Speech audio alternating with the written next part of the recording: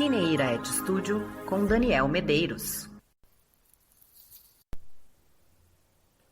Hannah Arendt dizia que a bondade só pode existir quando não é percebida, nem mesmo por aquele que a faz.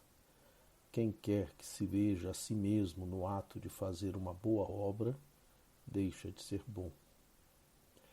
A bondade é uma atitude que fica presa no corpo do autor, que não se reconhece como tal, e seus efeitos vão sendo espalhados sem assinatura, sem indicação de origem. Da mesma forma, a dor que sentimos também não é algo compartilhável com o mundo. Não há como expressá-la sem se valer de muitos subterfúgios, e mesmo assim, quando tentamos, o resultado é só uma tênue sombra do que foi vivido. A dor que se anuncia é a expressão de algo tão subjetivo, tão próprio, tão privado, é uma privação, que não há como reconhecê-la naquilo que se diz ser ela. Toda manifestação pública da dor tende a se tornar algo caricato.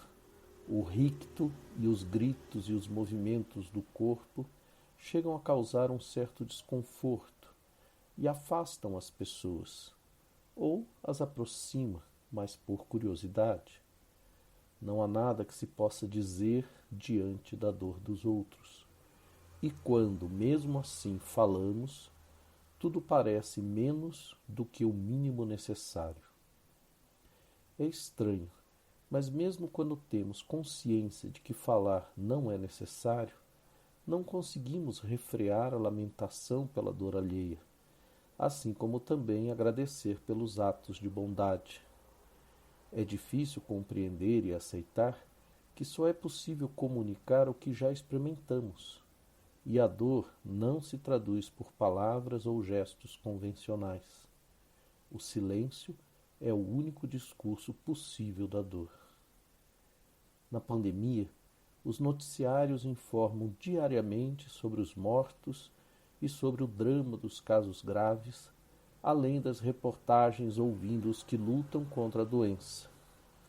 Há os que exigem que também sejam publicadas informações sobre as curas, e com isso tentam forçar uma normalidade que permitiria a retomada das atividades laborais. Mas nenhum desses esforços de informação chega perto do que se passa com as pessoas afetadas, porque o que se passa com elas não é comunicável.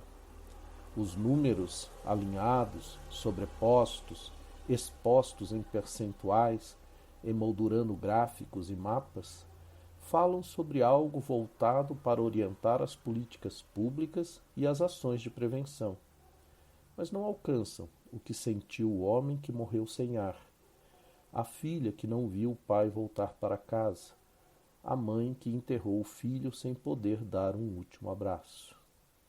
Essa energia da dor satura o ar, entranha-se nas ranhuras das casas, percorre centenas de quilômetros em todas as direções e, no momento em que falamos sobre elas, desvanecem-se. Faz-se noticiário das mortes, não da dor. Quando o jornal diz que agora são 100.000 os mortos, não há um salto de dor, uma elevação do grau do sofrimento, como se a cada 1.000, 10.000, a dor também se intensificasse. Esses números deveriam gerar raiva, inconformismo. Esses sim, sentimentos úteis, porque instruem nossas decisões, quando a razão identifica os responsáveis pelos erros públicos que contribuíram para essa carnificina. Joseph Stalin, um dos maiores assassinos da humanidade, dizia que uma pessoa morta era uma tragédia. 1 milhão de pessoas mortas, uma estatística. Ele entendia de violência e de como os números são capazes de escondê-la. É no drama pessoal, privado, único e irrepetível que a dor ecoa. Apenas os poetas, os artistas, os músicos conseguem trazer à superfície um vislumbre de sua face.